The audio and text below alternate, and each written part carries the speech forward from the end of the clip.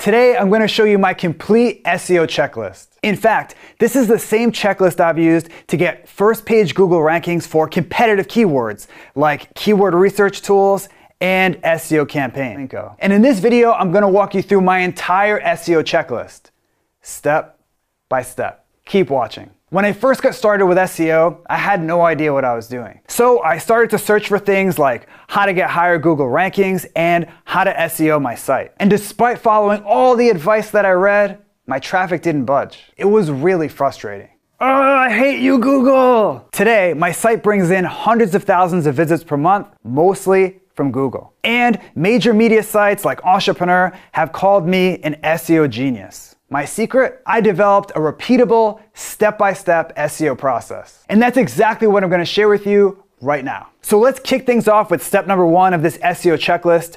Set up essential SEO tools and plugins. Your first step is to make sure that you have 3 important SEO tools set up and ready to go. The first tool that every site needs to have is the Google Search Console. This tool makes it super easy to track your site's performance in Google. It can also help you find technical SEO problems that are holding you back. But most important of all, the Search Console shows you the exact keywords that you rank for and where you rank for them. And unlike third-party tools, this data comes straight from Google, so you know it's legit. The next tool you want to set up is Google Analytics. Google Analytics is the best way to see how people find and use your website. But that's just scratching the surface. With Google Analytics, you can do all sorts of cool stuff like find pages on your site that bring you traffic, identify the exact websites that send you traffic, your site's bounce rate, page views, and time on site, and lots more. Finally, if your site runs on WordPress,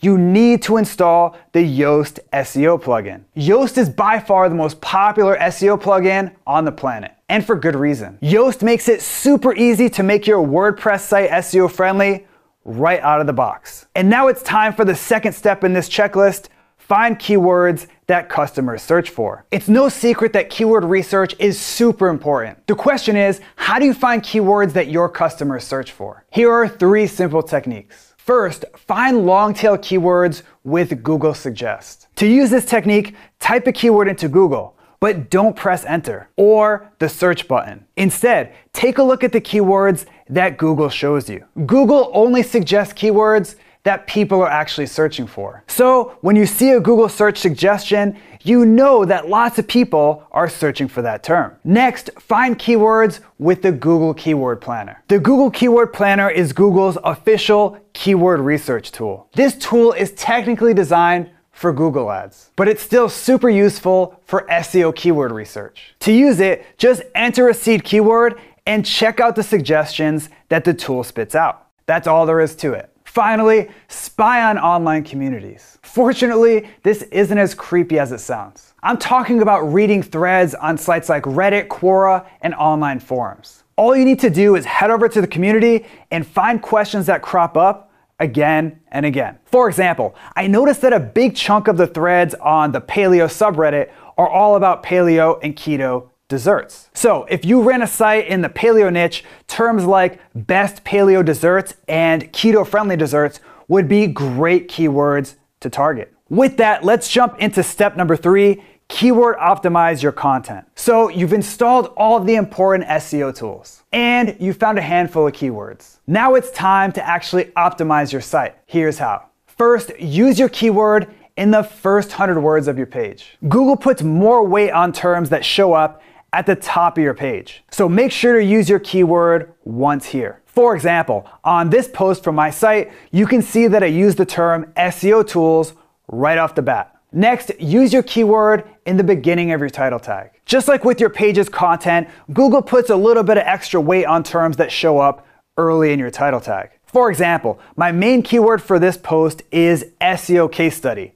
And as you can see, my title tag starts off with that keyword. Third, use short URLs that include your target keyword. Why is this important? Well, a recent SEO industry study found a correlation between short URLs and higher Google rankings. So you want to keep your URLs short and sweet. For example, this post on my site uses a super short URL. And that short URL is one of the main reasons that this page ranks #1 in Google for my target keyword, SEO techniques. Last up, you want to use your keyword in an H1, H2, or H3 tag. Honestly, H tags aren't really that important, but every little bit helps, especially if you're trying to target competitive keywords. For example, my main keyword for this page is content marketing tools. So I use that exact keyword inside of an H2 tag. Simple. Moving right along, let's quickly blast through the fourth step in this SEO checklist: find and fix technical SEO issues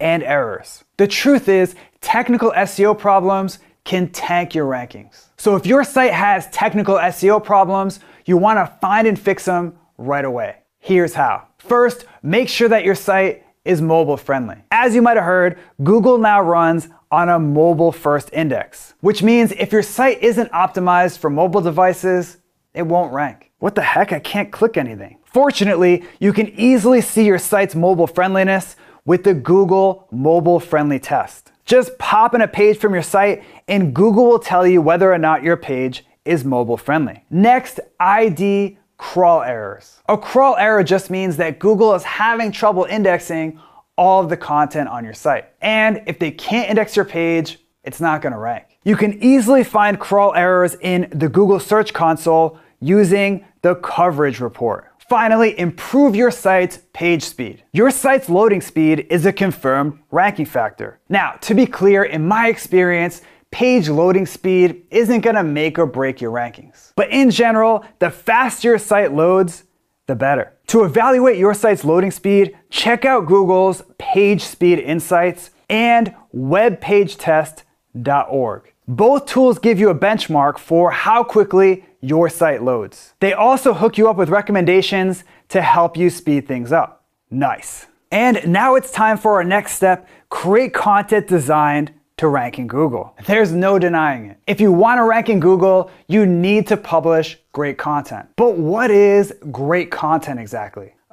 It's content that's great. In my mind, great content is content that actually ranks in Google. And now I'm going to show you exactly how to create the type of content that ranks on the first page of Google. First, create awesome content with the skyscraper technique. The skyscraper technique is a 3-step formula for creating amazing content. In fact, I used this technique to double my search engine traffic in 2 weeks. Here's the 3-step process. First, find a piece of content in your industry that's popular. Next, create something even better. And finally, promote that content. For example, last year I noticed that lots of people were writing about SEO for e-commerce. So I decided to take what was out there and make something even better. Specifically, I spent 20+ hours on an 8,000 word post called E-commerce SEO, the Definitive Guide. I promoted this post on social media and using email outreach. And this 3-step process brought in a massive spike in traffic. It also helped me crack the top 3 results for my target keyword, e-commerce SEO. Second, break your content down into chunks. Because here's the truth. No one, and I mean no one, likes reading giant walls of text like this. That's why I always break things down into chunks, because it makes my content super easy to read and skim. And because my content is easy to read, my bounce rate, a key Google ranking factor, is super low. More on that later. Next, make sure to cover everything there is to know about your topic. When I recently analyzed over 1 million Google search results,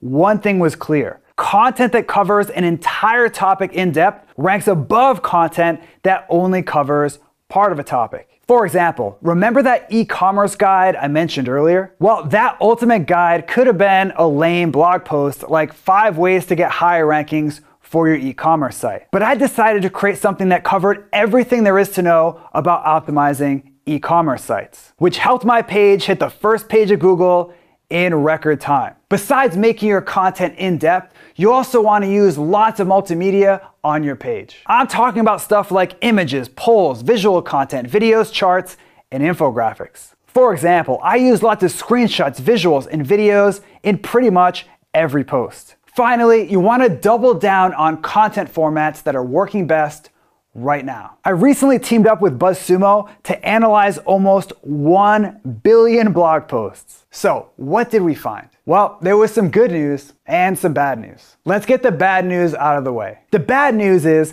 that most content is completely ignored.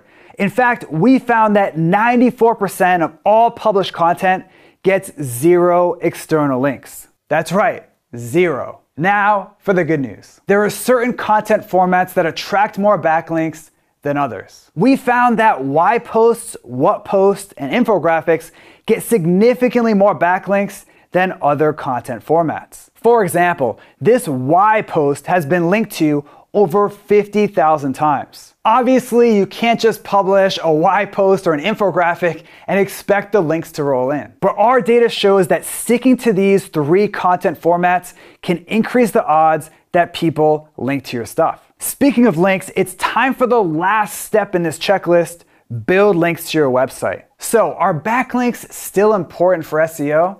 Heck yeah. In fact, a recent study by Stone Temple Consulting found that backlinks are still one of Google's most important ranking factors. The bottom line, if you're serious about ranking in Google, you need backlinks. And let me walk you through a handful of link building strategies that are working great right now. First up, build backlinks using link roundups. Link roundups are one of my all-time favorite ways to get backlinks. Why? Because the entire point of a roundup is to link to amazing content. So if you publish something amazing on your site, there's a good chance that you could get a link from a roundup. For example, here's a roundup in the marketing space. They link to the best content about SEO and content marketing that came out over the last week or so. Lucky for me, I had recently published a giant guide to SEO. And because my post was a good fit for their roundup, they happily linked to me. Next, build links using strategic guest posting. So why do I say strategic guest posting and not just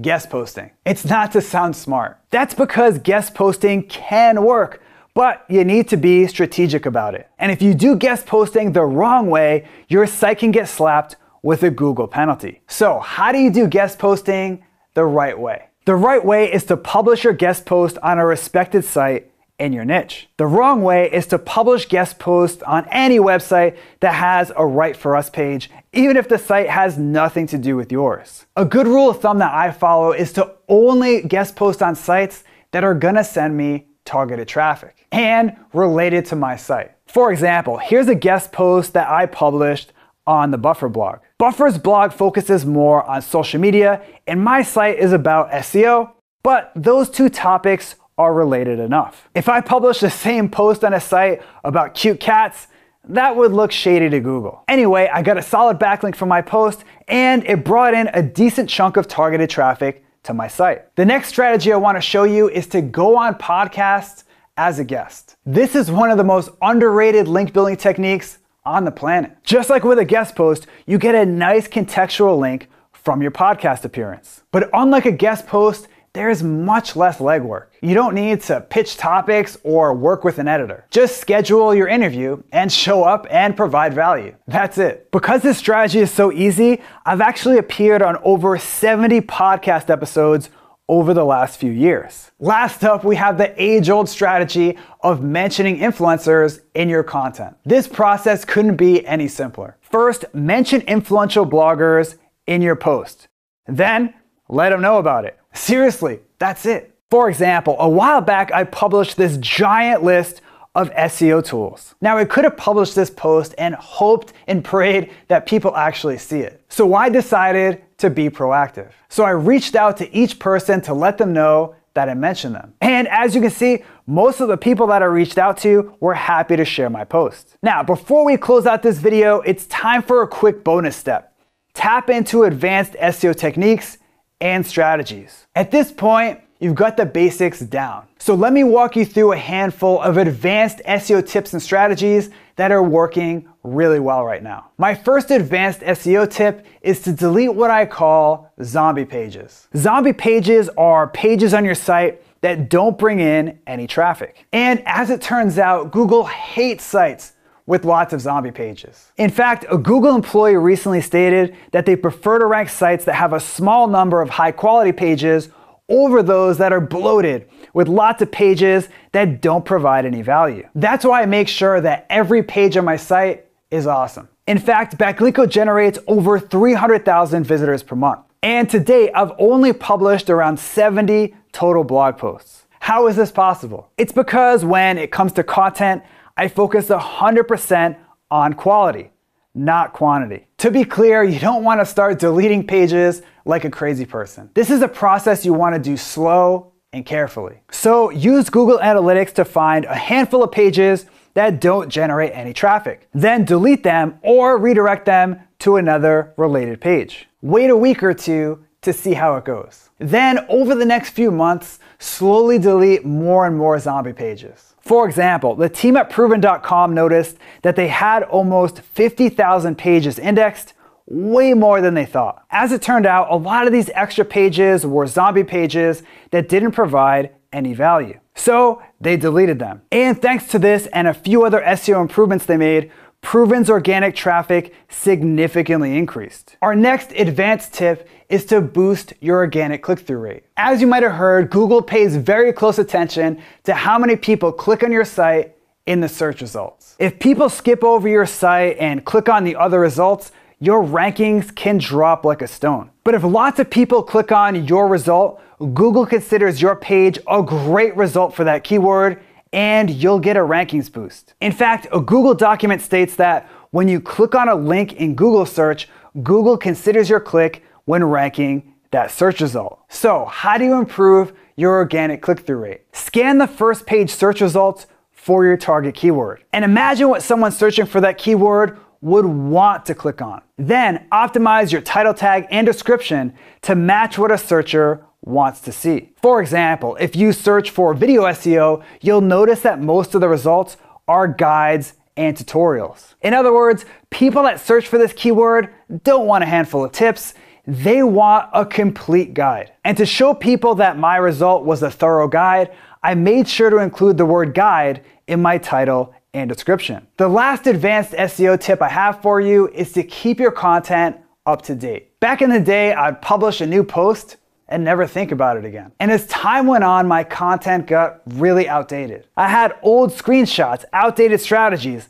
and overall content that just looked kind of dated. So early last year, I started a huge project. Go back and update every single post on my site. Like I said earlier, I only have about 70 posts, but that's still a lot of content to go through and update. Fortunately, I didn't need to update all 70. I only had to update about 20 posts. So how did it go? Well, after I'd update a post, I'd notice a huge spike in search engine traffic. And even though the traffic eventually dipped, it was still much higher than before the update. For example, a few months ago, I updated this post. Even though I updated that post months ago, that page still gets 30% more organic traffic than before the update. And thanks mostly to these content updates, my site's overall organic traffic is up 24.6%, which means 249,000 more people visit my site every year than before. Crazy. So that's it for my SEO checklist. If you learned something new from today's video, make sure to subscribe to my YouTube channel right now. Just click on the button below this video. And if you want exclusive SEO and traffic techniques that I only share with subscribers, head over to backlinko.com and sign up for the newsletter. It's free. Now I want to turn it over to you. Which strategy from this video are you going to try first? Are you going to update your old content or try link roundups? Let me know by leaving a comment below right now. Okay, ready? Is he in the shot? This is my hometown. Okay. I was like, who said that? If your site isn't mobilized, oops. Usually it's like higher at the end. It's kind of on here